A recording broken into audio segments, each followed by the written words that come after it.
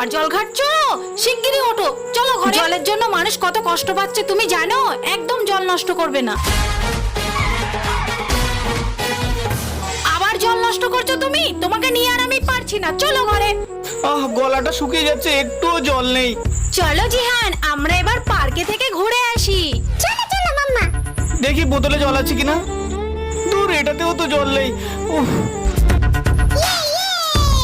জল জল জল। ওই লোকটা ওইভাবে বসে আছে কেন? একটু জল। ও জল খাবে, দাঁড়াও।